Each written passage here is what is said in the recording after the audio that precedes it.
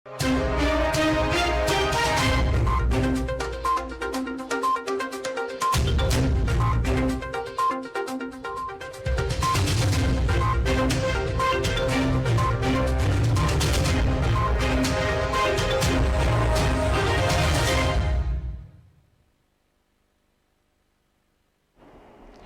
pemirsa, apa kabar hari ini? Semoga selalu sehat dan selalu bersemangat untuk menjalani aktivitas. Hari ini program Berita Newspoint hadir menjumpai Anda bersama saya Amirah Dinda. Selama 30 menit ke depan, Newspoint akan menyajikan berita terbaru seputar Universitas Brawijaya dan Malang Raya. Jangan kemana-mana, keep on our channel Newspoint.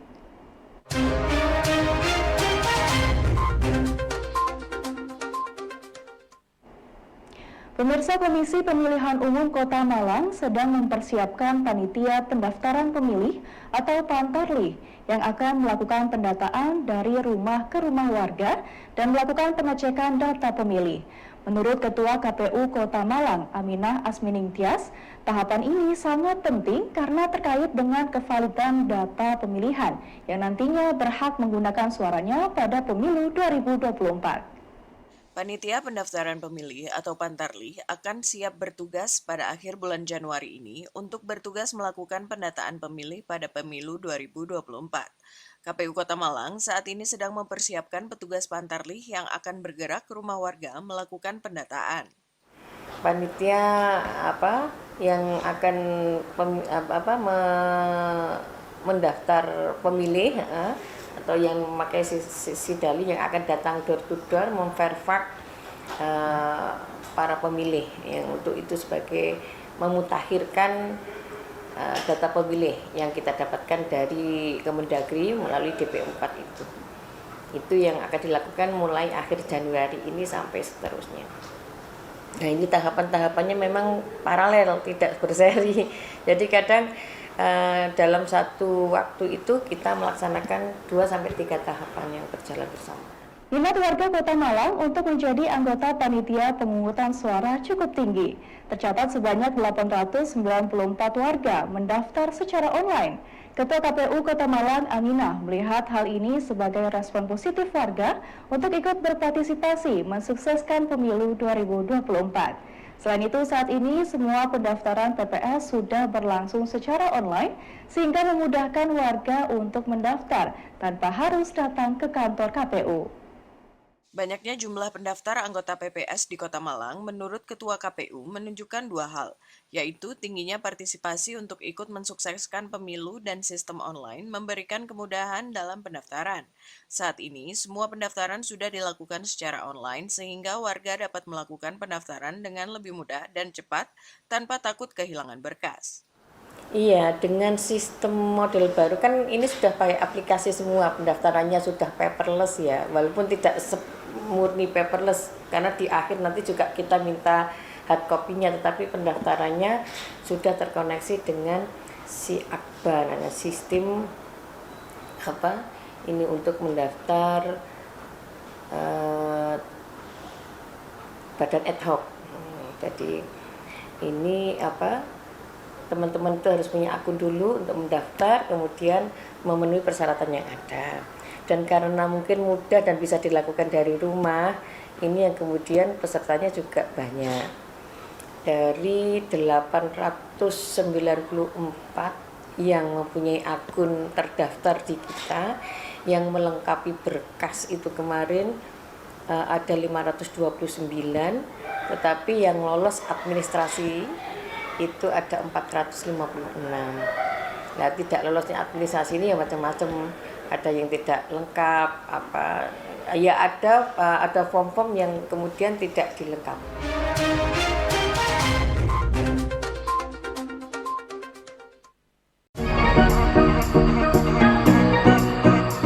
Ya pemirsa, kembali lagi bersama kami dalam program Let's Talk, masih bersama dengan Prof. Emil. Sebetulnya memang bidang saya itu manajemen reproduksi. Ya pemirsa, kembali lagi bersama kami dalam program Let's Talk, masih berbincang dengan tema ekowisata bersama. Ekowisata ini sebenarnya konsep baru. Jadi konsep ini lahir setelah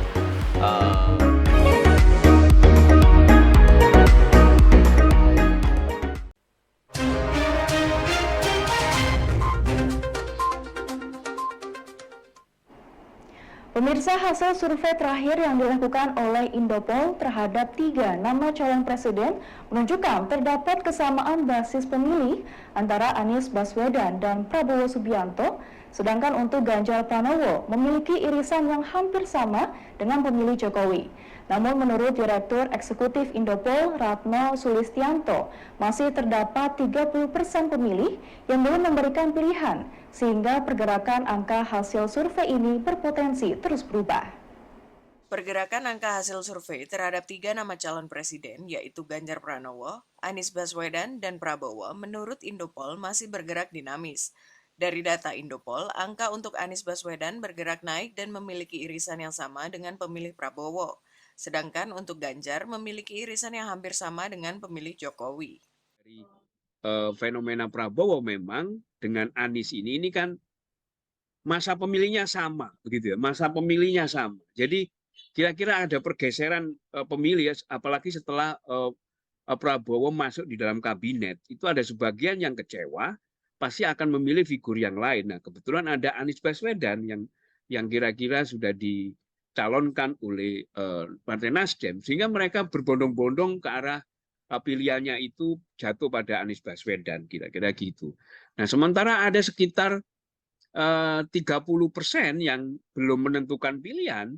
Kalau di dalam survei Indopol, ini juga preferensi pemilih terbesarnya juga ke Anies Baswedan, begitu kira-kira.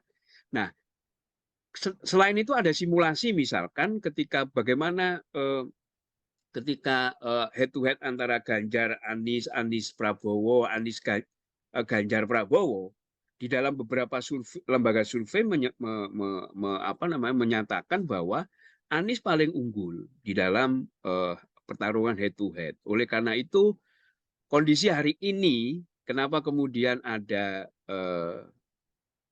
dorongan kuat, terus khususnya pada PDIP yang sampai hari ini belum mendeklarasikan, gitu ya, untuk segera mendeklarasikan, gitu, tanda kutip, dengan fenomena munculnya banyak relawan, gitu ya, relawan khususnya Ganjar. Pengembangan propolis sebagai obat modern yang dilakukan oleh peneliti lintas Fakultas UB tidak hanya sekedar prototipe. Peneliti propolis Dr. Gigi Miftahul Cahyati menyebut saat ini hasil penelitian sudah dipatenkan dan sedang didorong agar dapat menjadi produk komersil yang dapat beredar di pasaran. Propolis yang dikembangkan ini berbentuk gel agar mudah dimanfaatkan oleh masyarakat. Pengembangan propolis sebagai obat modern untuk penyakit mulut terus berlanjut hingga dapat beredar di pasaran. Saat ini, para peneliti di Universitas Brawijaya sudah mematenkan hasil riset dan bergerak ke arah hilirisasi produk agar nantinya dapat beredar di masyarakat sebagai obat yang manjur dan aman. Hilirisasi dari produk ini adalah untuk diedarkan ke pasaran. Jadi secara komersil diedarkan kepada masyarakat sebagai salah satu alternatif pengobatan selain pengobatan yang berisi bahan-bahan kimiawi yang sudah ada. Karena memang untuk gel, terutama untuk rongga mulut itu sangat terbatas, malah bisa dihitung hanya satu macam bahan dasar. Oleh karena itu kami mengembangkan ini sebagai alternatif pengobatan, karena propolis selama ini juga sudah dipatenkan untuk penyakit-penyakit rongga mulut yang dalam tanda petik membandel gitu ya. Jadi kita mengembangkan ini dalam bentuk obat oles. Resesi ekonomi membuat pengusaha harus melakukan berbagai adaptasi agar usahanya dapat bertahan. Dalam pandangan dosen administrasi via UB, Deta Fajri, bisnis model pada saat resesi saat ini dapat diubah sesuai dengan kondisi yang ada. Menurutnya saat ini terdapat 3 model bisnis yang tahan resesi, yakni marketplace, transaksional bisnis, dan software. Adaptasi model bisnis pada situasi ekonomi saat ini tidak tabu untuk berubah sesuai dengan tantangan dan peluang yang ada. Selain itu, terdapat model bisnis yang saat ini masih dapat bertahan dengan situasi resesi, yaitu marketplace, transaksional bisnis, dan industri software. Ketiga sektor tersebut selain bertahan juga diyakini dapat tumbuh seiring dengan semakin maraknya penggunaan online dalam berbagai bidang. Kalau bicara soal bisnis model itu kan sebenarnya definisi sederhananya adalah the way the company makes money kan sebenarnya Mas ya. Jadi apakah bisnis modelnya perlu disesuaikan? Saya rasa jawabannya iya gitu. Karena kalau melihat dari, saya coba berkaca dari salah satu akselerator sekaligus early investor untuk startup di luar, namanya Y Combinators gitu. Kalau kita lihat di Y Combinators itu top 3 startup mereka, dia punya banyak portofolio mas gitu. Tapi top 3 startup yang kemudian komposisinya tuh 50-60%, cuma 3 bisnis modelnya gitu. Sisanya yang kecil-kecil gitu. Cuma 3. Yang pertama adalah marketplace, yang kedua adalah transactional business, yang ketiga adalah SaaS, software as a service.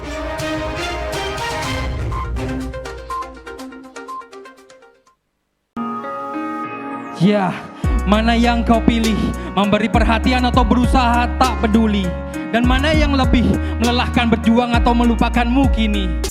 Tak lelahkah kau berpura-pura untuk mendapatkan perhatianku? Aku tak peduli, ku tak tahan lagi. Ku sudah tak punya waktu untukmu lagi. Is anybody real here? Is anybody real here? Aku tak peduli.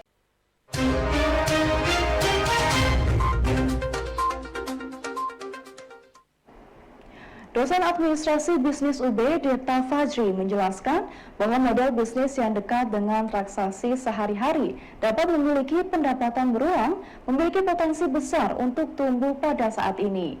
Deta menyebut dalam hal transaksi keseharian, seperti yang dilakukan oleh marketplace, akan terus tumbuh karena memiliki kemudahan dalam aktivitas ekonomi keseharian.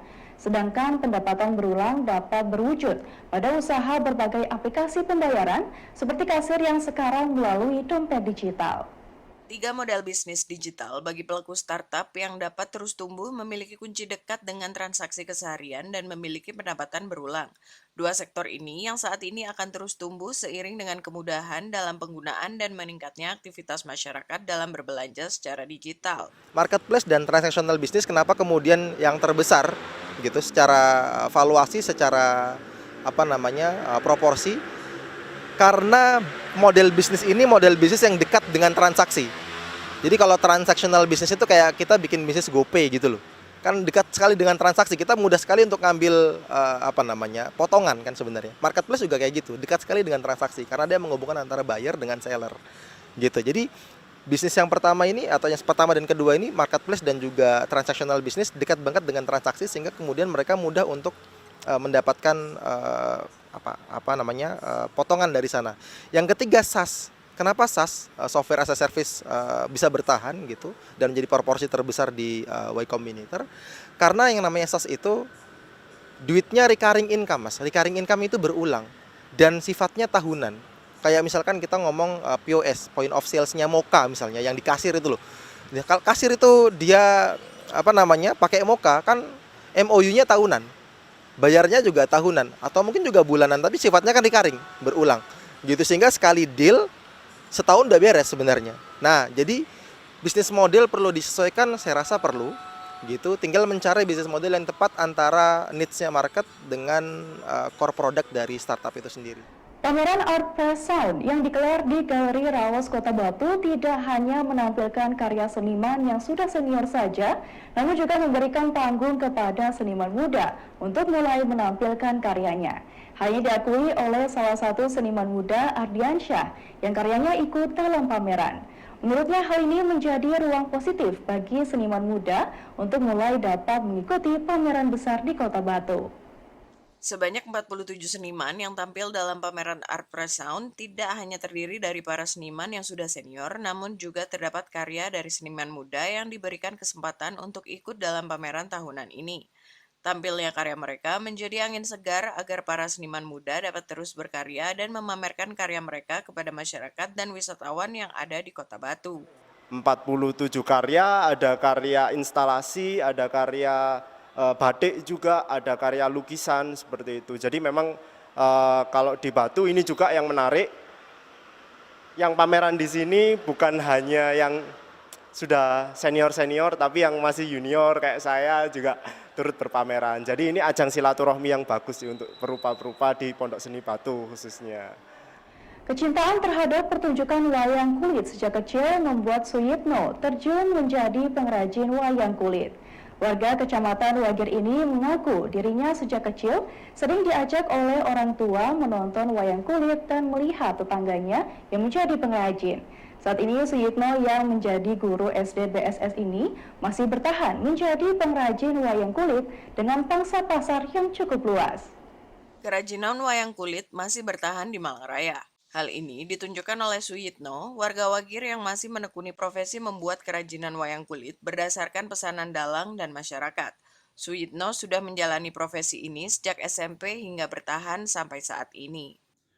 Awal-awal mulai kecil memang saya diajak oleh orang tua itu melihat wayang. Sering sekali pas ada pertunjukan diajak, digendong, diperkenalkan wayang sama keluarga. Dan kebetulan memang keluarga itu suka sekali dengan wayang kulit. Dan pada saat itu ada kebetulan tetangga yang pengrajin wayang. Dari situ belajar mulai membuat wayang dari kertas, kemudian belajar menatah kulit yang sungguhan, lama-lama menjadi kebiasaan dan menyenangi terhadap wayang.